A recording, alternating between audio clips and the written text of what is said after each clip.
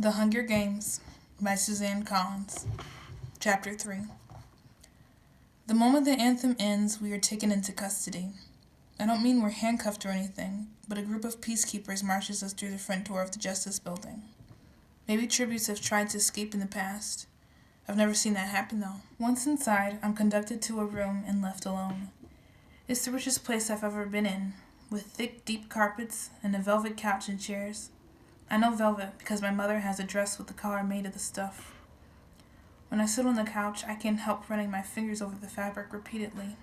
It helps to calm me as I try to prepare for the next hour, the time allotted to the tributes to say goodbye to their loved ones. I cannot afford to get upset, to leave this room with puffy eyes and a red nose. Crying is not an option. There will be more cameras at the main station. My sister and mother come first. I reach out to Prim and she climbs on my lap, her arms around my neck, head on my shoulder, just like she did when she was a toddler. My mother sits beside me and wraps her arms around us. For a few minutes we say nothing. Then I start telling them all the things they must remember to do, now that I will not be there to do for them. Prim is not to take any tesserae. They can get by if they're careful on selling Prim's goat milk and cheese, the small apothecary business my mother now runs for the people unseen. Gail will get her the herbs she doesn't grow herself, but she must be very careful to describe them, because he's not as familiar with them as I am. He'll also bring them game. He and I made a pact about this a year or so ago, and will probably not ask for compensation, but they should think him with some kind of trade, like milk or medicine. I don't bother suggesting Prim learn to hunt. I tried to teach her a couple of times and it was disastrous. The woods terrified her, and whenever I shot something, she'd get teary and talked about how we might be able to heal it if we got to home soon enough. But she makes out well enough with her goat, so I concentrate on that. When I'm done with instructions about fuel and trading and staying in school, I turn to my mother and grip her arm hard. Listen to me. Are you listening to me? She nods, alarmed by my intensity. She must know what's coming. You can't leave again, I say. My mother's eyes find the floor. I know. I won't. I couldn't help it. Well, you have to help it this time. You can't clock out and leave Prim on her own. There's no me now to help you both alive. It doesn't matter what happens. Whenever you see on the screen, you have to promise me you'll fight through it. My voice has risen to a shout.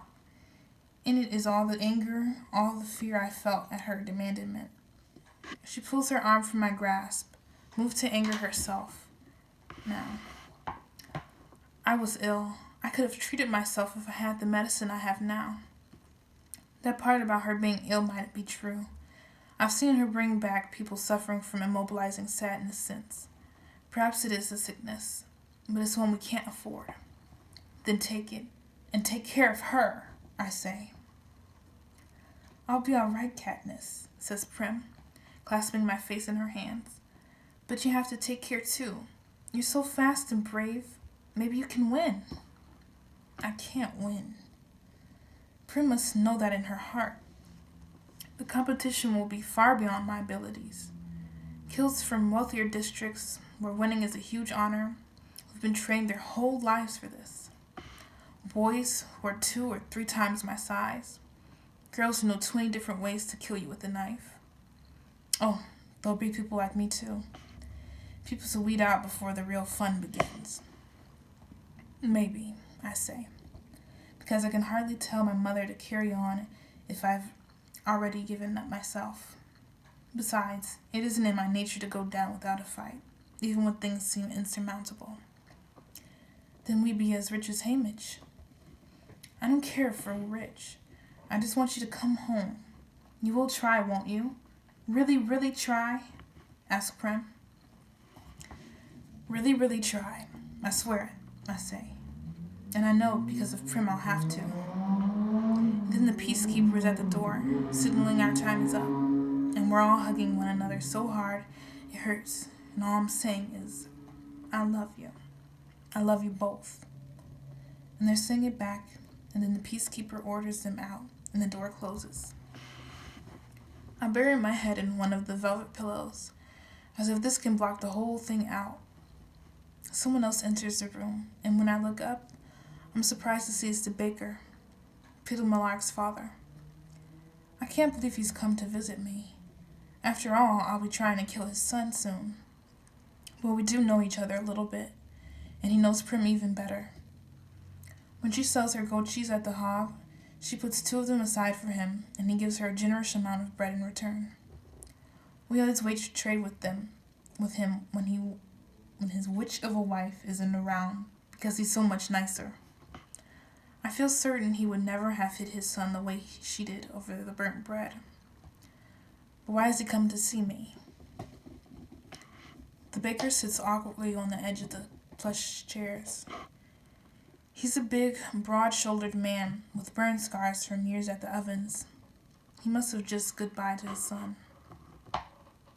He pulls a white paper package from his jacket pocket and holds it out to me.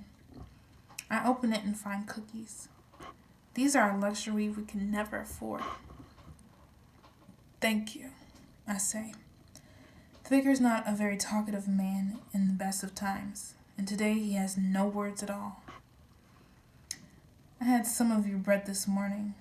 My friend Gail gave you a squirrel for it. He nods as if remembering the squirrel. Not your best trade, I say. He shrugs as if it couldn't possibly matter. Then I can't think of anything else, so we sit in silence until a peacemaker summons him. He rises and coughs to clear his throat. I'll keep an eye on the little girl, make sure she's eating. I feel some of the pressure in my chest lighten at his words. People deal with me, but they're genuinely fond of Taryn. Maybe there will be enough fondness to keep her alive. My next guest is also unexpected. Madge walks straight to me. She's not weepy or evasive. Instead, there's an urgency about her tone that surprises me. They let you wear one thing from your district in the arena.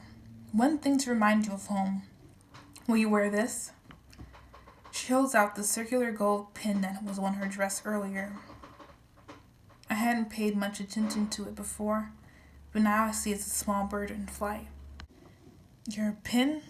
I say. Wearing a token for my district is about the last thing on my mind. Here, I'll put it on your dress, all right? Madge doesn't wait for an answer. She just leans in and fixes the bird to my dress. Promise you'll wear it into the arena, Katniss, she asks. Promise. Yes, I say. Cookies, a pin. I'm getting all kinds of gifts today. Madge gives me a kiss on the cheek. Then she's gone, and I'm left thinking that maybe Madge really has been my best friend all along. Finally, Gil is here, and maybe there is nothing romantic between us, but when he opens his arms, I don't hesitate to go into them.